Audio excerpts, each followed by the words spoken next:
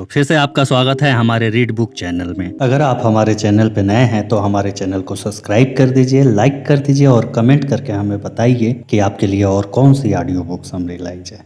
Hello hi दोस्तों, चलिए शुरू करते हैं आज के दिन एक और ही बेहतरीन ऑडियो बुक समरी के साथ, जिस बुक का नाम है the 7 habit of highly effective people. इस बुक को लिखा है स्टीफन कोवे ने। The 7 habit of highly effective people यानी कि अति प्रभावकारी लोगों की 7 आदतें। इस पुस्तक ने 1989 में the 7 habit of highly effective people को प्रकाशित किया गया था और इस पुस्तक ने तब से लेकर आज तक आत्म सुधार की दुनिया को बदल कर रख दिया। यह पुस्तक उन लोगों के लिए काफी महत्वपूर्ण है जो अपने जीवन में सुधार करना चाहते हैं। इस अद्भुत पुस्तक में समझाया गया सिद्धांत आपके कैरियर या जीवन के अन्य क्षेत्रों में सफलता के लिए उच्च मूल्य का है। इसमें आप अपने पेशेवर और व्यक्तिगत संचार के लिए अच्छी आदतें और फायदेमंद टिप्स सीखेंगे। एक बार जब आप इस पुस्तक में उपयोगी और व्यवहारिक बातों को अपना लेंगे तब आपको कुछ ही समय में बदलाव का अनुभव होगा। अपने व्यक्तिगत और व्यावसायिक जीवन को बेहतर बनाने का सबसे आसान तरीका सही आदतें विकसित करना है। मनुष्य आदतों से भरा प्राणी है। हमारी दिनचर्या हमारे चरित्र को परिभाषित करती है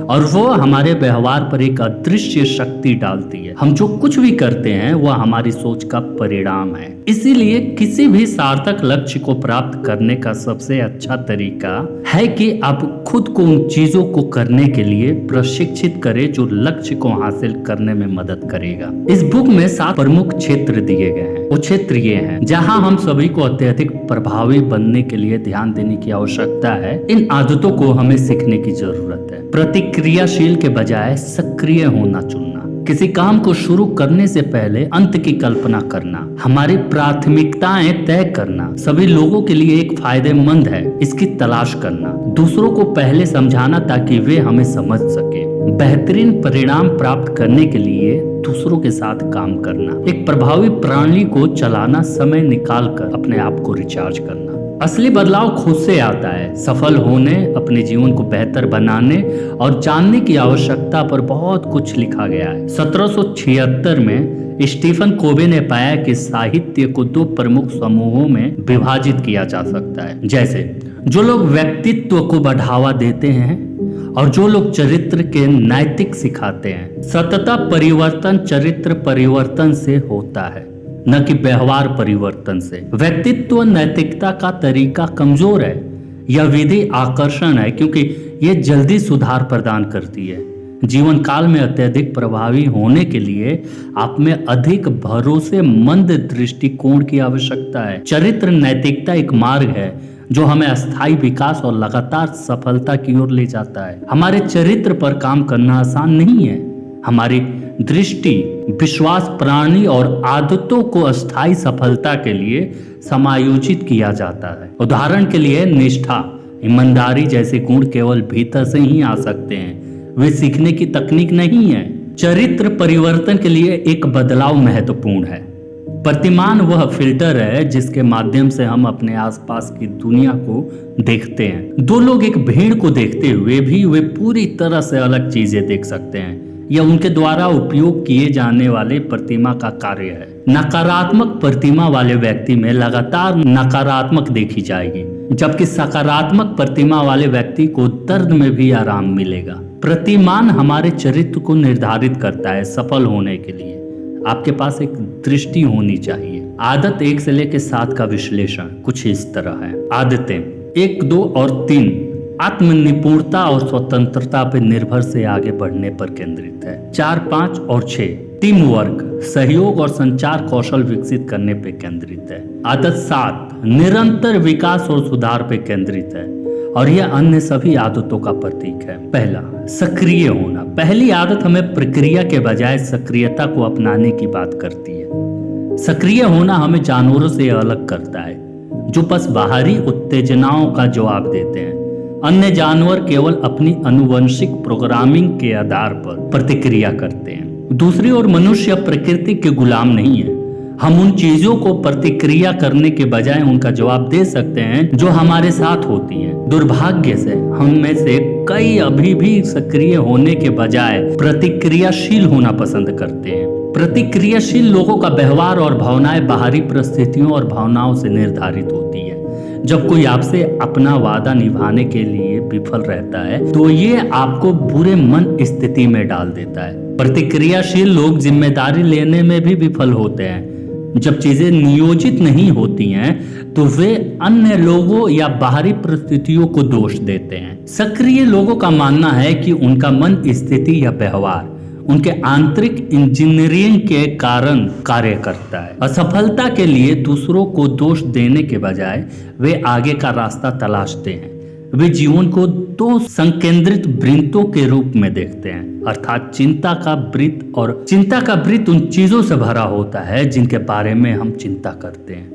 हमें जिन खर्चों का भुगतान करने की आवश्यकता है, वे ऋण जिन्हें हम वापस करने की आवश्यकता है। यह वृत्त काफी बड़ा है।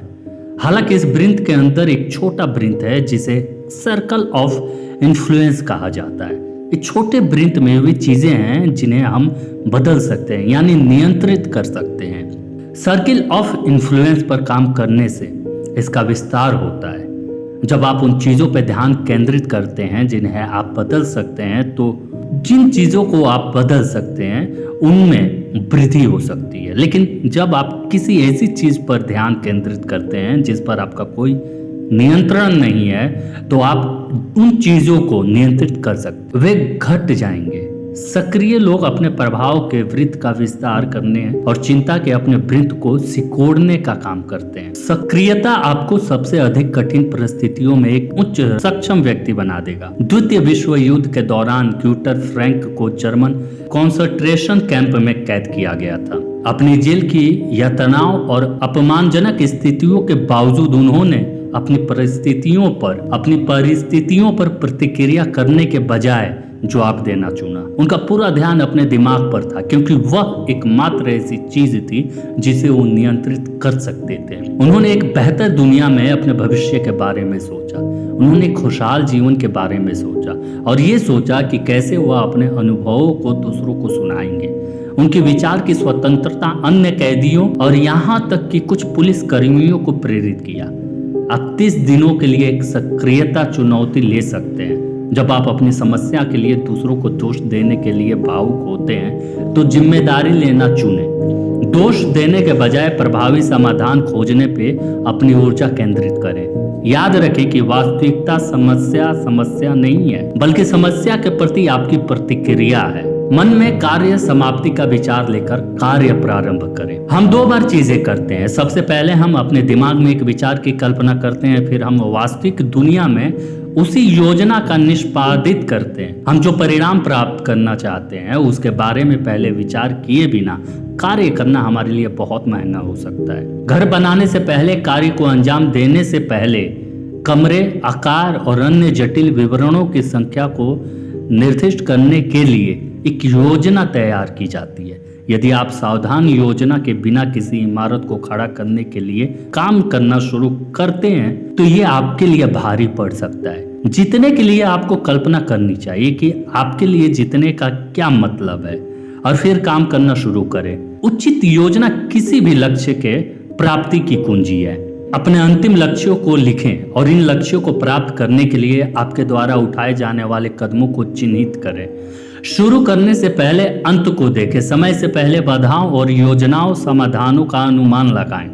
महान खिलाड़ी स्वीकार करते हैं कि वे प्रतियोगिता की कल्पना करते हैं और समय से पहले जीतने की योजना बनाते हैं। यह उन्हें सही दिशा में आगे बढ़ने में मदद करता है।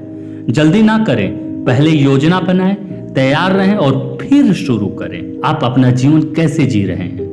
आपके निकटतम लोगों का आपके बारे में क्या कहना है? हम में से कई लोग कुशलता से काम कर रहे हैं लेकिन प्रभावी ढंग से नहीं। हम ऐसे लक्ष्य प्राप्त कर रहे हैं जो अंत में मायने नहीं रखते।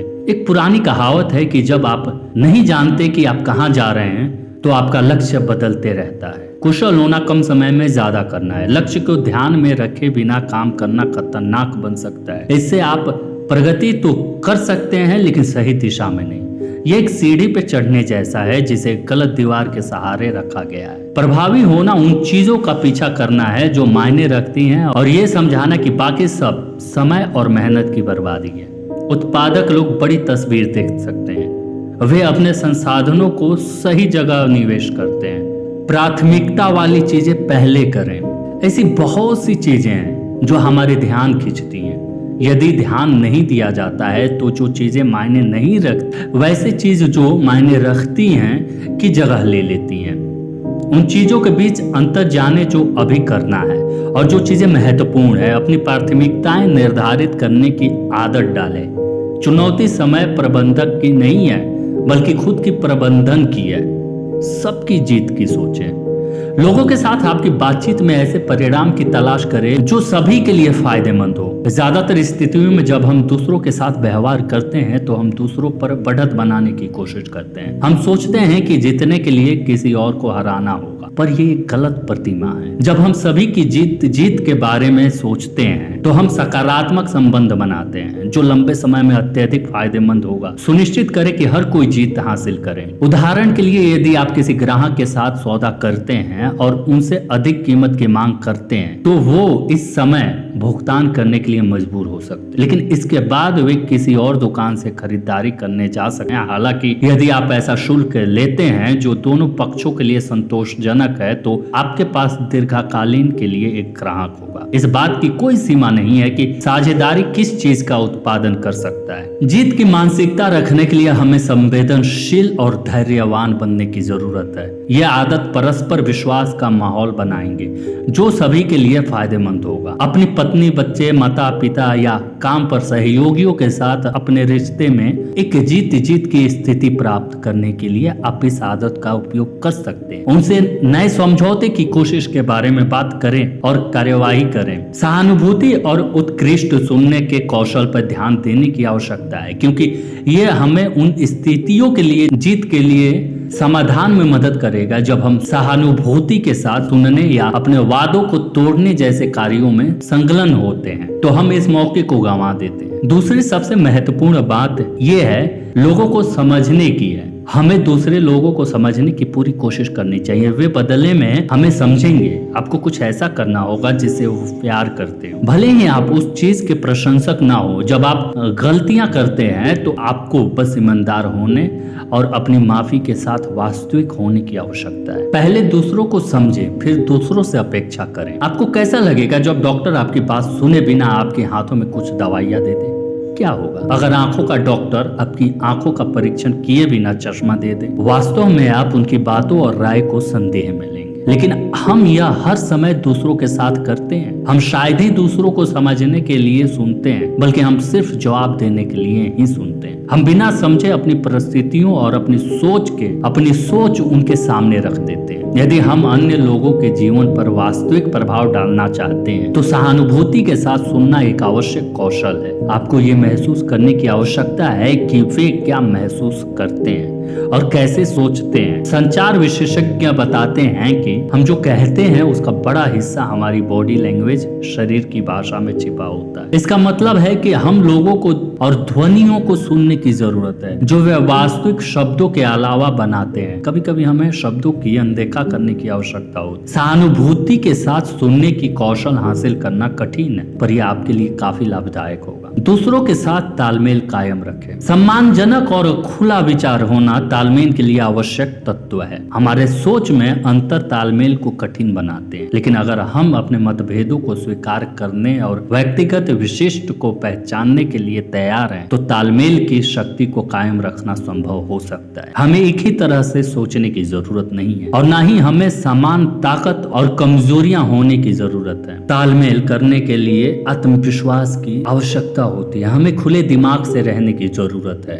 अगर हम खुले दिमाग के साथ आत्मविश्वास को जोड़ते हैं और उनके विचारों का निष्पक्ष रूप से विश्लेषण करते हैं तब हम उन लोगों के साथ हमारे संबंधों में तालमेल पा सकते हैं जिनसे हम कठिनाइयां होती है। दूसरों को सुनने और उनके विचारों का निष्पक्ष रूप से विश्लेषण करने से हम उनके साथ सार्थक लक्ष्यों को प्राप्त करने में सक्षम हो सकते हैं। आरी की धार तेज करने का समय निकालें। अत्यधिक प्रभावी बने रहने के लिए और अपने शारीरिक, आध्यात्मिक, मानसिक और सामाजिक जीवन को बेहतर करने के लिए समय निकालें। अपनी प्रभावशीलता को बनाए रखने के लिए हमें अपनी बैटरी को रिचार्ज करने के लिए समय निकालना चाहिए। यह आरी को तेज करने जैसा है। जब लकड़हारे पेड़ों को काटते हैं तो वे आरी को तेज करने में समय लेते हैं ताकि वे प्रभावी तरीके से काट सके। आरी को तेज करने में लगा समय कभी व्यर्थ नहीं जाता। यह एक सार्थक निवेश है। लकड़हारा जो अपनी आरी को तेज करने के लिए नहीं रुकता, वह उस लकड़हारे से पेड़ काटने में पीछे रह जाता है जो अपनी आरी को तेज करने के लिए रुकता है। मनुष्य के दो रूप हैं। मनुष्य के रूप में हमारे जीवन के 4 आयाम हैं जिन्हें तेज रखने की आवश्यकता है। वे हैं शारीरिक, आध्यात्मिक, मानसिक और सामाजिक। भावात्मक आयाम। शारीरिक रूप से हमें यह ध्यान रखने की आवश्यकता है कि हम क्या खाते हैं, नियमित रूप से व्यायाम करते हैं और हमारे जीवन में तनाव केवल स्वस्थ मात्रा में ही है। आध्यात्मिक रूप दिमागी ध्यान। प्रार्थना हमारे मूल्यों और सिद्धांतों को दर्शाती है। हमारे प्रतिमानों की जांच करना आवश्यक अभ्यास है। मानसिक रूप से हमें अपने पसंद की चीजों को करने और अच्छी पुस्तकों को पढ़ने की आवश्यकता है। हम टीवी देखने में जो समय बिताते हैं उसमें कटौती करके उसे कुछ उपयोगी बना सकते हैं। इसका जर्नलिंग, कविता या पत्र लिखना कुछ उदाहरण है। हम अपने दिमाग को सक्रिय रखने के लिए योजनाओं की योजना बनाने और अन्य योजनाओं में भी शामिल हो सकता है। सामाजिक रूप से हम स्वस्थ संबंध बनाने का प्रयास कर सकते हैं। अन्य लोगों को शामिल करने वाली गतिविधियों में भाग ले सकते हैं और उन्हें सच्चा प्यार दिखा सकते हैं। सभी के साथ शांति से रहने का प्रयास कर सकते हैं। अपनी ताकत को प्रतिबिंबित और नवीनीकृत करने के लिए समय निकालें। यदि हम अस्थायी प्रभाव प्राप्त करना चाहते हैं तो हमें स्वस्थ आदतें को विकसित करने की आवश्यकता है जो हमारे सफल जीवन को सही दिशा में रखेंगे। धन्यवाद अपने कीमती समय को हमें देने के लिए। अपने जीवन में बढ़ते रहिए, खुश रहिए। Thank you for watching read book. अगर आप हमारे चैनल पे नए हैं तो हमारे चैनल को लाइक कर दीजिए, सब्सक्राइब कर दीजिए और कमेंट करके हमें बताइए कि आपके लिए और कौन सी ऑडियो बुक्स हम लाई जाए।